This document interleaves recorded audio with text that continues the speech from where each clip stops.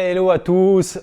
Vidéo de dingue aujourd'hui parce qu'on a été chercher une voiture. Alors avant de commencer, j'aimerais quand même préciser que ces vidéos, je les fais uniquement pour moi. C'est pour avoir des souvenirs, pour que mes enfants puissent regarder un peu ces vidéos-là plus tard. Je trouve ça cool qu'ils puissent voir un peu tout ce que je faisais. J'ai en aucun cas l'objectif de devenir youtubeur ou de gagner ma vie avec ça. C'est vraiment parce que j'aime bien faire des vidéos. J'aime bien forcément tout ce que je fais dans les vidéos. Et le fait d'avoir une trace de tout ça me plaît beaucoup. C'est juste pour ça que je le fais. Donc comme je le disais, vidéo de dingue parce qu'on a été chercher une voiture mais il s'est passé un nombre de trucs incalculables, il y a beaucoup de choses à raconter. Alors la voiture en soi, c'est ma première américaine, un V8 6 litres 6. La voiture c'est une Oldsmobile et le modèle c'est 98 Regency, elle est de 1978. Donc c'est pas super connu, mais dans mon budget, c'est à peu près tout ce que je trouvais en vieille américaine avec un V8 qui tournait. Donc évidemment, on va faire le tour du propriétaire de la voiture après. Il y a forcément beaucoup de choses à voir, à dire, il y aura du taf de dingue, on va voir ça, tout ça. Mais d'abord, je vais raconter l'histoire pour aller chercher cette voiture. Parce que ça s'est fait sur plusieurs jours et il s'est passé des choses de dingue. Je vais essayer de raconter tout ça dans la vidéo. Alors déjà, pour commencer, pourquoi j'ai acheté cette voiture et qu'est-ce qui m'a mené à aller prendre celle-ci? Dans l'annonce, il y avait vraiment pas beaucoup d'infos sur l'annonce. Donc moi, j'ai passé 20 minutes au téléphone avec le mec. Les points importants pour moi, c'était pas de rouille. Ou en tout cas, pas de rouille perforance s'il y avait des petits points de rouille. Et moteur tournant. Il faut savoir que c'est pas non plus la caisse de mes rêves, mais c'est quand même une caisse super spéciale, super sympa. Alors forcément, dans mes rêves les plus fous, j'aurais voulu prendre une vieille américaine, style une Mustang, ou même un pick-up, une Dodge Charger, un C10, un F100, n'importe quoi. Mais bon, c'est des caisses qui coûtent super cher, ça vaut 20, 25, 30, 40, 50, 60 000 euros. Moi, j'ai clairement pas ce budget-là, donc j'ai fait avec ce que j'avais. Budget, tout mis bout à bout, allez, on va dire que j'avais un truc du genre 7 000 euros. Et le critère principal, c'était un gros V8. Voilà, je voulais, dans l'idéal, une vieille américaine, mais surtout un gros V8. Donc j'ai cherché, et il y a une caisse qui a retenu mon attention. Et on va aller voir ça aujourd'hui. J'espère qu'on va la ramener. Voilà, si tout va bien, normalement elle est roulante, etc. Je vais pas prendre de plateau, on va la ramener par la route. Mais si tout va bien, si elle est comme dans l'annonce, comme le mec m'a dit au téléphone et tout, on la ramène et ça va être un chouette projet. Donc premier jour déjà, je m'organise avec deux potes pour aller chercher la voiture et la ramener sur la route parce qu'elle était roulante, il n'y avait pas de souci. On va faire ça en compagnie de deux potes à moi qui vont arriver. Oh là là, voilà, ça y est, ça arrive. La fine équipe se rassemble.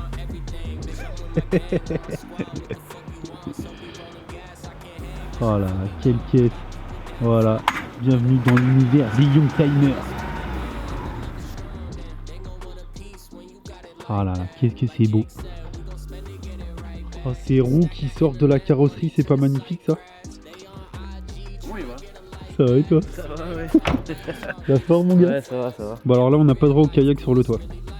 Pas encore. C'est pas encore la saison. Il fait beau, mais on n'a pas encore la tempête. Oh, c'est sublime. Elle est pourrie, tu rigoles ou quoi? C'est dans son jus. Bah là, elle est bien dans son jus quand même. Ça va, il y a pire quand même. Elle est de quelle année la caisse? 90. 90, et attends, il y a quand même bien pire. Hein. Non, là je suis pas d'accord. Là c'est d'accord. Bon, j'aime autant vous dire que là, on va partir pour des petites aventures mécaniques avec Alex. C'est sûr à 100%. Ça va être sympa. Parce que bientôt, il va recevoir une caisse de dingue. Ouais, c'est vrai. Ouais, Caisse de une dingue. bonne caisse de dingue, ouais. Un peu dans ton délire On d'ailleurs. va sûrement faire une vidéo. On va faire plusieurs vidéos. Ouais, c'est sûr. Ouais. Et voilà, le deuxième acolyte avec la hop. Bon, c'est pas le même délire, mais c'est une Hop GTI quand même. T'as vu la tête qu'il avait quand il est arrivé? Non, t'as pas vu? Il a l'air content d'être là. Je crois qu'il est content de se taper 6 heures de route. En fait, c'était prévu. En fait, dans sa tête, c'était prévu 13h30. Il a pas dit 13h30? J'avais dit quoi l'autre jour? 12h30. Ah voilà, merci. Comment tu veux en partant à 13h30 qu'on soit à 3h d'ici en 2 heures? 2h. 2h30 écrit sur le GPS, tu mets combien de temps pour y aller? 1h30. Alors, tu vois, j'ai pris une demi-heure de... C'est pas possible. Merci, bonjour, ça va bien? C'est pas possible. Voilà, j'ai pris une demi-heure de avec marche. Google. Trop de puissance dans la voiture. Trop de puissance dans la selle. T'entends un peu? Ça a duré une demi-heure de... T'as vu? C'est puissant. On arrive sur place. Il reste 2 minutes. Et je stresse. Madre mia. J'ai le ventre qui chatouille là quand même. Hein. T'as des gaz? Ouais, mais je me retiens parce que j'ai pas envie de vous asphyxier.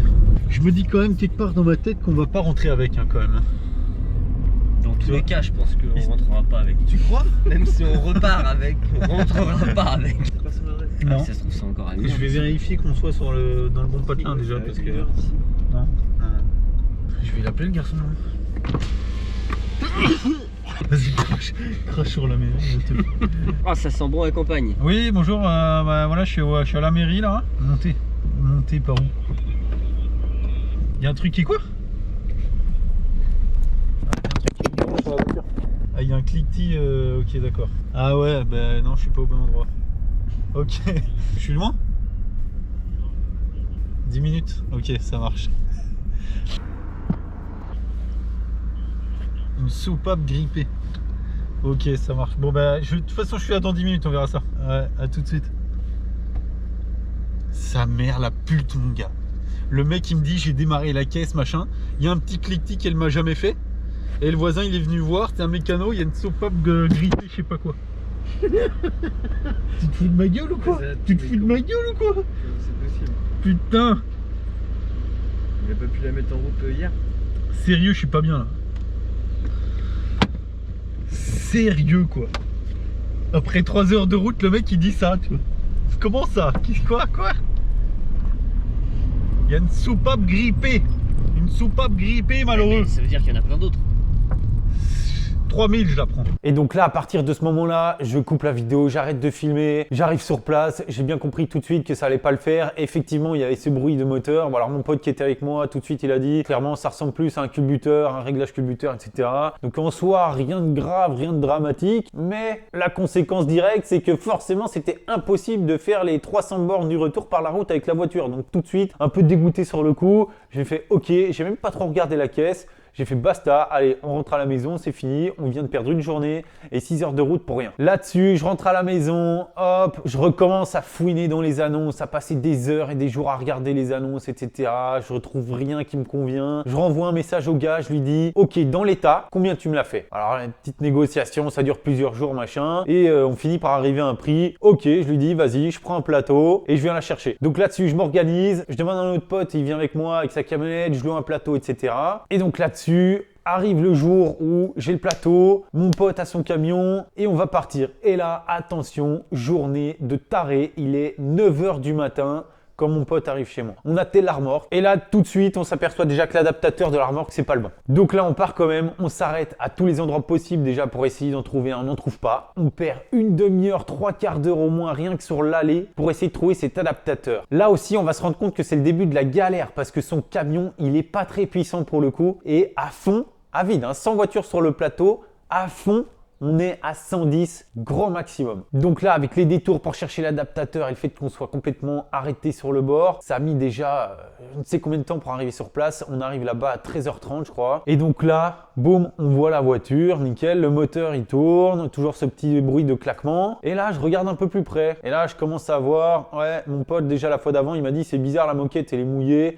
Je regarde un peu plus près. Je soulève la moquette, je soulève les trucs isolants là. Waouh, qu'est-ce que je vois pas? De la rouille, mais de la rouille perforante. Il y avait des trous quoi, on voyait le plancher. La voiture, c'était la voiture des pires à feu quoi. On pouvait sortir les pieds pour pédaler. Abusé. Donc on regarde un peu plus près sous le capot. Je vois que la clim, elle est déconnectée. La petite fiche de la clim déconnectée. Je lui fais quoi? Qu'est-ce qui se passe? Machin. Ah ouais, elle est déconnectée parce que je sais pas quoi. Elle commence à m'embrouiller. Là, je commence à comprendre tout doucement que le mec m'a mitonné depuis le début. Il m'a raconté que des mythos, il n'y a rien de ce qu'il a dit qui était vrai. Faut pas oublier que le mec m'a dit que c'était une caisse saine, sans rouille et roulante, ok? Puis il y a d'autres détails aussi qui sont pas super cool, le mec était pas super réglo du début à la fin, voilà. Bon alors il y a un truc que je trouve insupportable, c'est quand tu achètes une caisse et que tu es à sec. Le mec te fait pas au moins la moitié du plein, quoi. Quand tu vends une caisse, tu fais au moins la moitié du plein, comme si tu jetais un truc dans la gueule du mec, rien à foutre, manque de respect total. Moi je supporte pas ça, quand je vends une caisse, je mets la moitié du plein au moins. Tu vois que le mec,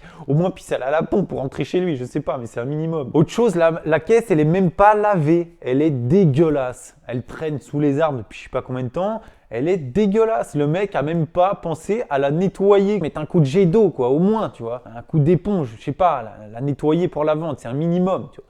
Non, là, pour le coup, je la récupère, elle est dégueulasse. Et là, voilà, on continue à faire le tour, je commence à voir plusieurs trucs, machin.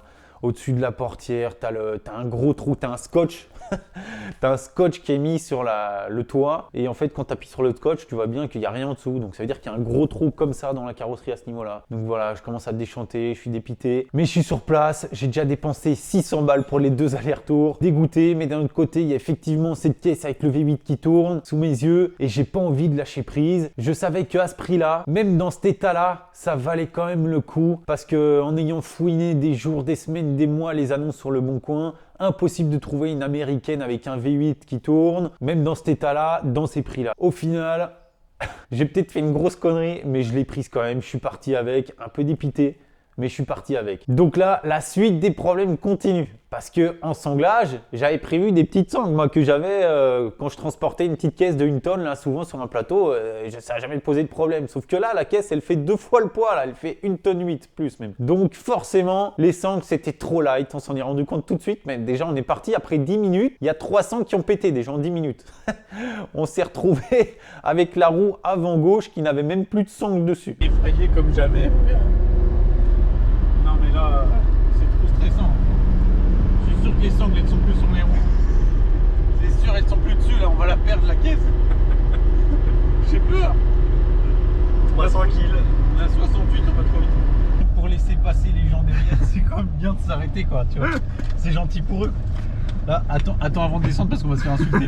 Donc là, clairement, la merde, alors on en rigolait, hein, c'était drôle, c'était une aventure de débile, quoi. Et entre chez le mec, de quand on est parti et le début de l'autoroute, il n'y avait rien. Tout ce qu'on a trouvé, c'était un Aldi. Il restait une boîte de pauvres sangles à moitié pourrave. On a pris ça, on s'est débrouillé avec ça, on a ficelé ça comme on pouvait, et puis on a repris la route, et la direction Le Mans. Est-ce qu'elles ont bougé les sangles? Ouais, ça a bougé à mort. Non, hein, ça a regarde. pas bougé. Ah. Donc là, pour info, on s'arrête quand même pour la 6e fois en 10 km. Pour être sûr que ça bouge pas, quoi. Est-ce que ça a bougé? Non mais ça je vais rafistoler quand même parce que ça me stresse. Ouais. Allez, resserre. Il faut immortaliser le sanglage quand même. Oh, elle est pas belle ces trous. C'est beau, non? Il faut filmer un peu Pas temps mettre quand même. plus de sangles que ça. Tu peux pas mettre plus de sangles, c'est pas possible. Là on T'as est pas au attaché taquet. l'échappement? Ouais. Oh, le petit Mets le échappement sangle de sur R1. l'échappement, ouais. Et le convoi il est beau là, non?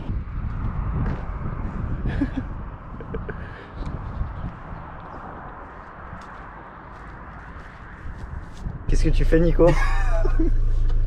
Non mais c'est quand même au moins Faudrait que je regarde l'heure entre deux Non, mais arrêts. toi, Parce qu'on s'est arrêté il y a 2 minutes. Ouais, bah on va prendre l'autoroute, là, c'est pour être sûr, quoi, tu vois.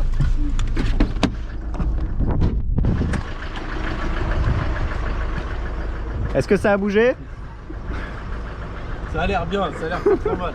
Ça a l'air pas trop mal.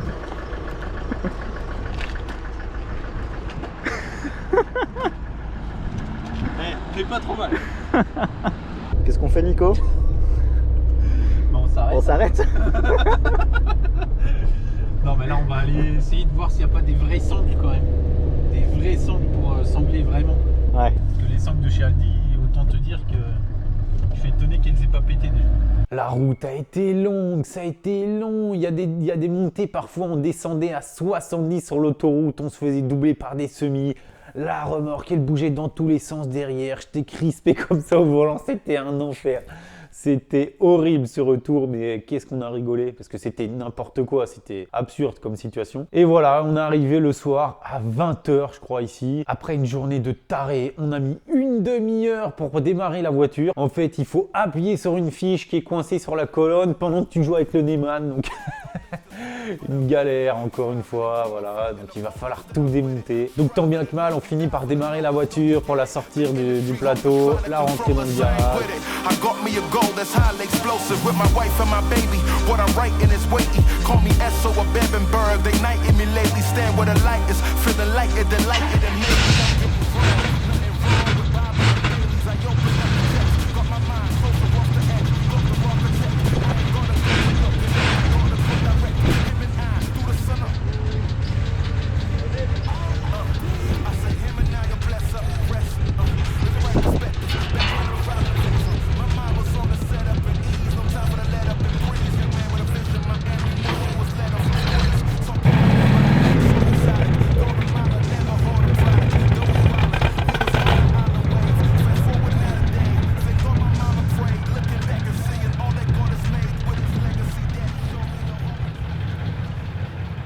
final, on n'y croyait pas, mais on y est arrivé.